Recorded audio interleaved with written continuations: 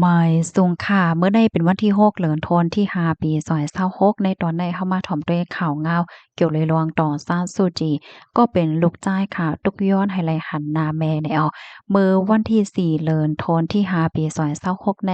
มีข่าวงาวออกมาว่าคิมอาลิสก็เป็นลูกจ้ายต่อซานซูจีไล่ออกมาตุกย้อนหนังแต้ๆวาๆค่ะเนาะว่า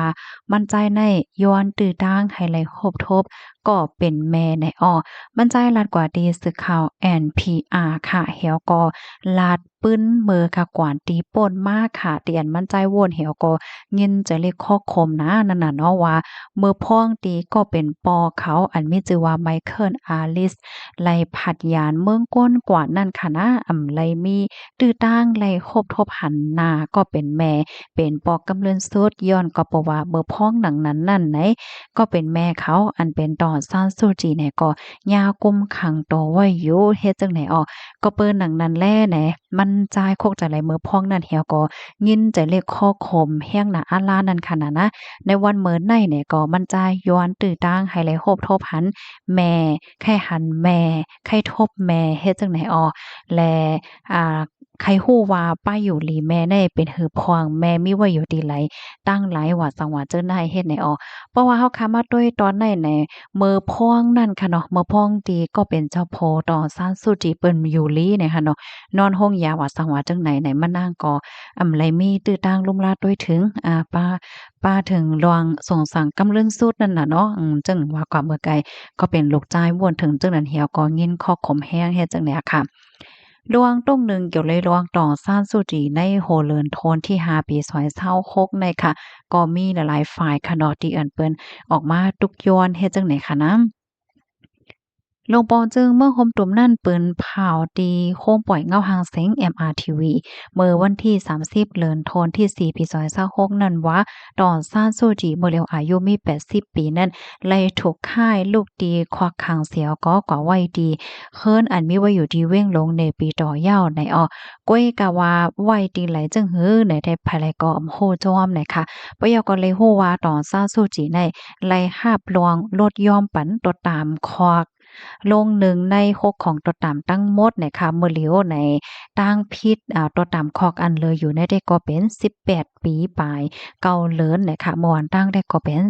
33ปีนั่นน่ะเนาะเป็ดซ้ำว่าเดมีลวงเปิ้นเผาออกมาจังไหนว่าในสายตาก็เป็นลูกจ้ายมานางคิมอาลิสและดังจุ่มตรงหนึ่งเขาได้ก็ยังตึกไม่ใจนั่นน่ะเนาะว่ามันยังตึกเป็นลวงลับอยู่ ผู้ไลไผก็โ้ค่ะนะว่ามันนางในมีว่าอยู่ที่ไลเปิ้นไปหันโตมันนางยอก็แลยินเสียงมันนางในก็เป็นลูกจ้ายค่ะตุกย้อนให้ตั้งฝ่ายลงปองจึงเขานั่นแน่ซากเศษหลักฐานมันแลเนาะใจเลยว่าแน่แคบหางแคบเหลียวกันนั่นก้วยนั่นขนาดเนาะใครย้อนให้แหน่ปันว่ามันนางในตรงๆหนึ่งๆอยู่มีไว้อยู่แต่ว่าสังว่าจักไหนเนี่ยค่ะ ย้อนก็เปิดว่าแคบหางตีอันฝ่ายลงปอนจึงเขาเปิ้นแผ่ออกมาเมื่อป่นมาหลายวันนั่นในหลายๆฝ่ายได้ก็หันถึงว่ามันเป็นแคบหางเก่าอันป่นมาจะเมื่อหลายปีนั่นยาวจังเนี่ยมันจ่ายได้ก็แค่ให้มีลวงในปันให้ยืนยันเลยว่ามันนางในมีว่าอยู่ดีไรจึงหือจังแหนปยก็ย้อนขว้างให้ไลติดต่อกับสืบอบเจ้าแม่คำซือเฮ็ดให้อ้อ ลวงตุ้งหนึ่งเกี่ยวกับเลยลองต่อซ่านสู้จีลูกดีคอกคางเสียวก็กว่าไว้ดีเฮิรนในปอกำในได้ก่อตั้งฝ่ายปกครคว้าเลยเพี้ยนเขาหันถึงว่าเป็นลวงตุ้งหนึ่งของมิ้นอ่องหลายน่ะเนาะอันตึกหับตำแหน่งตั้นเฮงจอมจึงเมื่อป่นมาเหิงสังในเฮ็ดจังไหนคะเปิดตาในฟังห้างว่าสังไงเงาไล่เมื่อคมตุ่มในมันหลีมาเย้าว่าสังว่าจังไหนเหี่ยวก็เปิดตารถย่อมลวงเมบอี ตีนกวันดอกเมืองว่าสังว่าเจิ้นในในเฮียก็ได้หันไล่ว่าแขก็มีหลวงอันเกี่ยวจ้อมลองในอยู่เฮ็ดจังได๋คะนะอยู่ดีโพขานปากของการลงไฟนกเมืองแขในก็รัดว่าต่อซาซูจีในเป็นอ้อยก่อเก่าแก่ของแขค่ะเสียวแล สายงานเง่าไล่ของต่อซานซูจีเนี่ยก็อยู่ในรวงสนใจของแขอยู่ตาเซนะคะบอกว่าแขก็สนใจแล้วก็ติดตามเกี่ยวเลยรองข่าวเงามันนางอยู่เฮ็ดจังไหนและรวงค่ายที่กุมขังต่อซานซูจีเนี่ยก็ไล่เกิดขึ้นเป็นมาไว้หลังพ่องลงฝ่ายนอกเมืองแขวังอี้ออกเข้าตั้งมาดีในเมืองโฮมตุ้มอำเหิงสังนั่นเฮ็ดจังไหนอันนี้ก็เป็นฝ่ายผู้คันปากแขลาดนะคะกำในเฮาค่ะมาด้วยฝ่ายด้าน UN ค่ะอยู่ที่พวกหันปากของ UN เนี่ยก็ไล่ออกมาในฝั่งหางรองยินหลีข่มโจมรองยินหลีข่มโจมที่อันลดย่อมปันตัวตามตัวตามต่อซาซูจีปยก็ค่ายลูกที่คอขังเสียวก็กว่าไว้ดีเฮิรนไหนเนาะก้วยกะว่าจังหือก็เย้าไหนตุกย้อนให้ปล่อยปันโตมานั่งกำเหลียวโดยดีอำโลมีขอนองเงินขายอีสางไหนค่ะลวงไม่อกไม่ใจอยู่เลยลองไปอยู่หลีมันนางค่ะ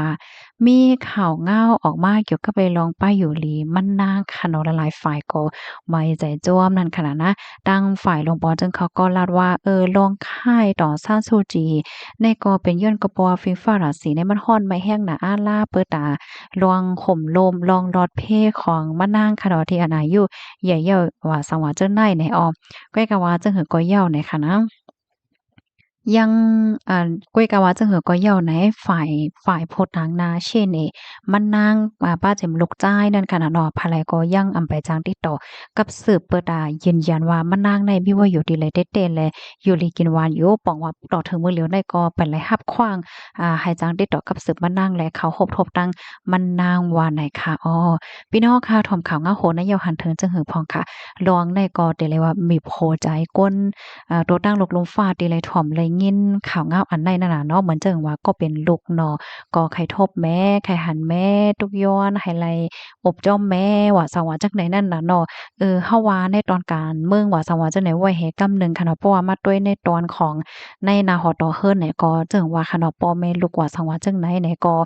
เพราะว่าเลยอยู่โฮมฮ้อมจ้อมกันเนี่ยมันก็จังมีทางเกี่ยวตั้งมนต์ตั้งเซินนั่นน่ะเนาะอันนี้เขาซ้ำเลยอยู่กันก็ดีๆอยู่กันก็ดีเสียก้อยมันก็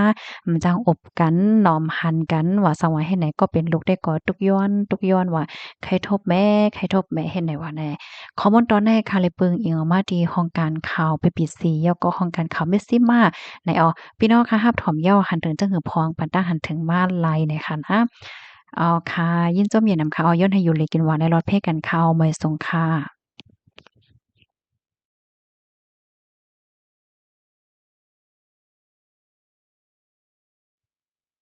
ค่ะย้อนน้อมอินค่ะแค่พางอันพี่น้องคาไลหันอยู่ในได้ก็เป็นแค่พางต่อซ่านซูจีแดและดังลูกจ้ายดังสองก้อนนั้นขนาดเนาะก็ใหญ่และดังก้อนเลขเนี่ยค่ะอันออกมาตู้ย่ออยู่ในได้ก็เป็นลูกจ้ายก้อนเลขค่ะเนาะนะคะอันถ่ายหางจ้อมแม่ในเฮ็ดเนี่ยค่ะเนาะค่ะนะคะเป็นหางลูกจ้ายค่ะเนาะก็ใหญ่ยาวกว่าก้อนเลขแค่ไหนค่ะค่ะมอยทรงค่ะ